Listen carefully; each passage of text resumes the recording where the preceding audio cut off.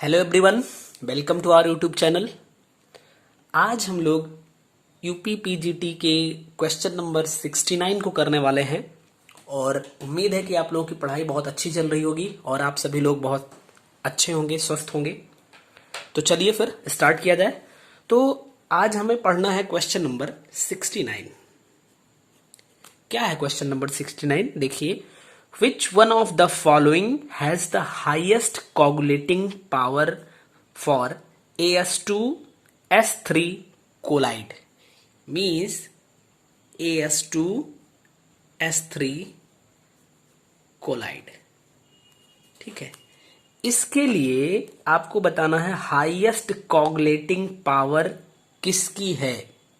4 option आपको given है। अब देखिए, इस क्वेश्चन को आप बाद में करिएगा।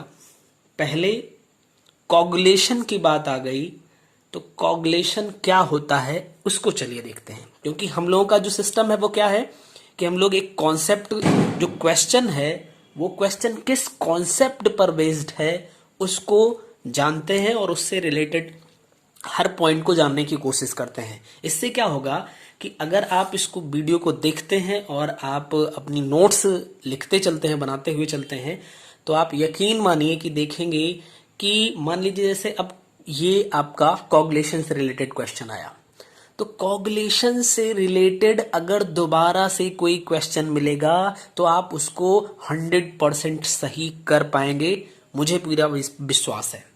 चलिए देखा जाए फिर क्या होता है कॉगुलेशन, या फिर प्रेसिपिटेशन भी आप इसको बोल सकते हैं।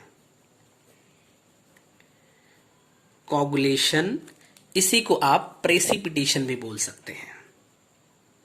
ठीक है, क्या बोल सकते हैं? प्रेसिपिटेशन।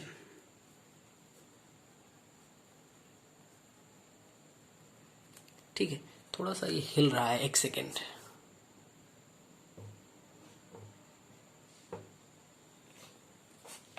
अब उम्मीद है नहीं होगा। चलिए, तो ये क्या होता है? देखिए, जो कोलाइडल पार्टिकल्स होते हैं, कोलाइडल पार्टिकल्स ये जब एसोसिएट होते हैं, यानी छोटे छोटे कोलाइडल पार्टिकल्स हैं, ये एसोसिएट होके जब सॉल्यूशन के बॉटम में सेट हो जाते हैं तो इसी प्रोसेस को हम कॉगुलेशन बोलते हैं। मीन्स अगर हम लिखना चाहें तो क्या लिख सकते हैं? The process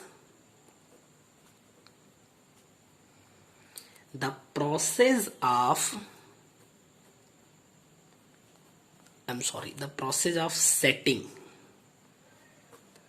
of colloidal particles is called coagulation। Means जो कोलाइडल पार्टिकल्स होते हैं उनका जो सेटिंग होती है उनकी, यानी वो सेट हो जाते हैं बॉटम में, इसी प्रोसेस को कॉगुलेशन या फिर प्रेसिपिटेशन बोलते हैं। बहुत सिंपल सी बात है। अगर कभी मान लीजिए पूछ ले कि कॉगुलेशन के मेथड्स कौन कौन से होते हैं, तो इसके मेनली 5 मेथड्स होते हैं, और भी हो सकते हैं, बट मेनली जो हमें एग्जाम में मिल जाते हैं वो क्या होते हैं? 5 मेथड्स होते हैं। तो पहला मेथड तो होगा आप कि किसी इलेक्ट्रोलाइट को ऐड कर दो, यानी फर्स्ट मेथड क्या हो जाएगा? बाय एडिंग इलेक्ट्रोलाइट, यानी इलेक्ट्रोलाइट को ऐड करके आप कॉगुलेशन करवा सकते हैं। सेकंड क्या हो सकता है कि आप जो सॉल्यूशन है, यानी सॉल है या कोलाइडल सॉल्यूशन है, उसको आप बॉयल करके भी कॉगुलेशन या प्रेसिपिटेशन कर सकते हैं। तो second method by boiling. Third method electrophoresis होता है। ठीक है, बाय इलेक्ट्रोफोरेसिस।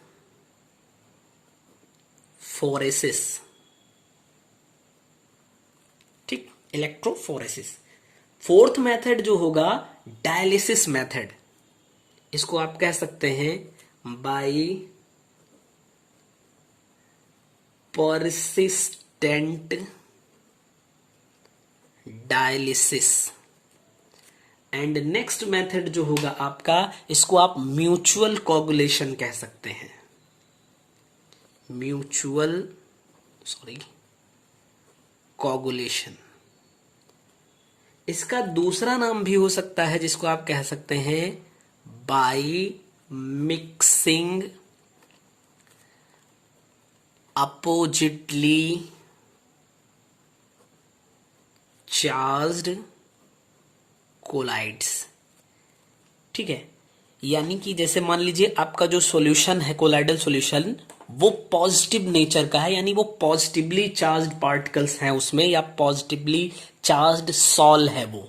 तो अगर आप उसमें जस्ट अपोजिट वाला अपोजिट चार्ज्ड कोलाइड यानी निगेटिव चार्ज्ड सॉल को अगर आप मिक्स कर देंगे तो हम इसको बोलते हैं by mixing oppositely charged colloids, और इससे क्या हो जाएगा, कोगुलेशन हो जाएगा, क्योंकि आपका जो सॉल है या सॉल्यूशन आप कह सकते हैं वो न्यूट्रल हो जाएगा। इसी को आप कह सकते हैं म्यूचुअल कोगुलेशन। क्यों म्यूचुअल कहा गया? अगर आपके पास सॉल पॉजिटिवली चार्ज्ड है तो आप उसमें नेगेटिवली चार्ज्ड वाले को मिलाओगे, और अगर आपके पास नेगेटिवली चार्ज्ड सॉल है तो उसमें आप पॉजिटिवली चार्ज्ड सॉल को मिक्स करोगे, इसीलिए इसको म्यूचुअल कोगुलेशन भी कहा गया। तो ये हो गए इसके मेथड्स। अब कोगुलेशन क्या हुआ या प्रेसिपिटेशन क्या हुआ, बहुत सिंपल शब्दों में आपने देखा। इसके मेथड्स क्या हो सकते हैं वो आपने देखा। हाँ, इसमें जो इलेक्ट्रोपोरेसिस होती है इसको हम लोग डिटेल में बात करेंगे, क्योंकि इस पर बेस्ड क्वेश्चन पूछा जाता है कभी कभी। बहुत इजी होता है, सिंपल सा, लेकिन ये आपको इलेक्ट्रोकेमिस्ट्री में पड़ेगा, तो हम लोग वहां जब पहुंचेंगे तभी हम लोग इसको देखेंगे। ठीक है, अब चलिए इसी कोगुलेशन से रिलेटेड क्या है, हार्डी सुलजे का रूल है। हार्डी सुलजे रूल, तो एक बात समझ लीजिए, हार्डी सुलजे का रूल जो है वो कोगुलेशन से रिलेटेड होता है। और दूसरी बात ये भी आप समझ लीजिए, पहले के टाइम का मतलब कि 2014 से पहले 12th क्लास में 11-12 के लिए जो होती थी वो सिंगल बुक्स होती थी, एक फर्स्ट पेपर एक सेकेंड पेपर, तो उसमें आपको कोलाइडल सॉल्यूशन करके एक चैप्टर मिलता था। बट अभी के टाइम में कोलाइडल सॉल्यूशन करके चैप्टर नहीं है, अभी सरफेस केमिस्ट्री करके सॉल्यूशन है, और उस सरफेस केमिस्ट्री में आपको एड्सॉर्प्शन मिलता है, और उसमें आपको कैटालिसिस मिल जाती है यानी कैटालिस्ट, और फिर उसके बाद वहां पे आपको कोलाइडल सॉल्यूशन, यानी कि जो पहले कोलाइडल सॉल्यूशन अलग, एड्सॉर्प्शन अलग और आपका कैटालिसिस अलग चैप्टर हुआ करता था, इन तीनों को एक में मिक्स करके सरफेस केमिस्ट्री से एक चैप्टर बना दिया गया है। तो हार्डी सुलजे का नियम क्या है? हार्डी सुलजे का बहुत सिंपल सा रूल है। इन्होंने कहा कि अगर फ्लोक्यूलेटिंग आयन जो होता है उसकी बैलेंसी जितनी ज्यादा होगी, क्या होगा, उसकी पावर जो होगी, कोगुलेटिंग पावर, वो उतनी ज्यादा हो जाएगी। ठीक है, चलिए देखते हैं क्या है। According to this law greater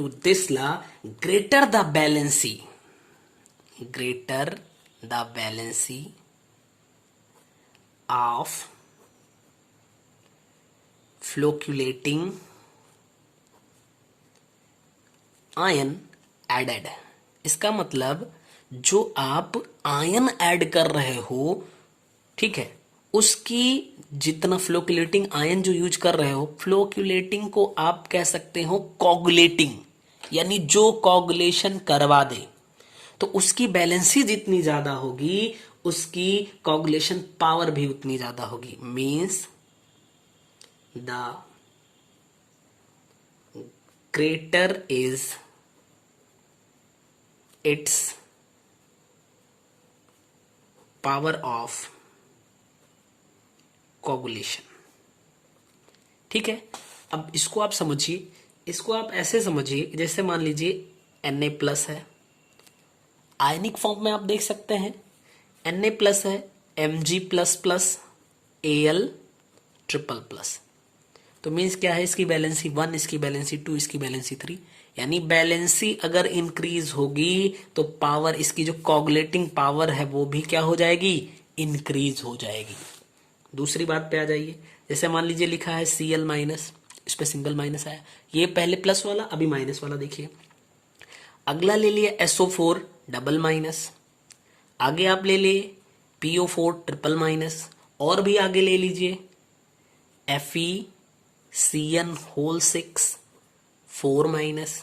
तो क्या हो रहा है, यहां पे निगेटिव चार्ज और पॉजिटिव चार्ज से नहीं मतलब है, बस चार्ज इनके ऊपर इनकी इंक्रीज करेगा तो इनकी कोगुलेटिंग पावर जो है वो इनहेंस होगी, इंक्रीज करेगी। यही हार्डी-सुलजे का रूल है। उम्मीद है आपको समझ आया होगा। अब देखिए एक बात और, एक होती है फ्लोक्युलेटिंग वैल्यू या फ्लोक्युलेशन वैल्यू। फ्लोक्युलेशन वैल्यू को आप लिख लेते हैं, इसको फ्लोक्युलेशन वैल्यू, या फिर इसको आप कह सकते हैं कोगुलेशन वैल्यू। फ्लोक्युलेटिंग वैल्यू कह सकते हैं या फिर आप इसको कोगुलेशन वैल्यू कह सकते हैं। ये जो फ्लोक्युलेशन या फ्लोक्युलेटिंग वैल्यू होती है, ये क्या होती है, आपकी कोगुलेशन पावर के इनवर्सली प्रोपोर्शनल होती है। कोगुलेशन पावर की ये इनवर्सली प्रोपोर्शनल होती है। देखिए अगर आपको याद हो तो 12th क्लास में ये फ्लोक्युलेशन वैल्यू बड़ा इंपॉर्टेंट डेफिनेशन हुआ करती थी, कहा जाता था इसको याद करिए और ये एग्जाम में जरूर मिल जाएगा। गोल्ड नंबर, फ्लोक्युलेशन वैल्यू, ये सब बड़े इंपॉर्टेंट डेफिनेशंस हो जाती थी। अभी डेफिनेशन हमारे लिए नहीं मतलब है, अभी हमें क्वेश्चन करने के लिए फैक्ट्स की जरूरत है। तो हम देखते हुए चलें कि कहां से हम ज्यादा से ज्यादा क्वेश्चन को कर पाएंगे। अब देखिए अभी आपका क्वेश्चन जो है उसका जवाब मैंने नहीं दिया है, अभी हम उससे रिलेटेड चीजें बता रहे हैं। अभी देखिए क्या है, एक होता है पॉजिटिवली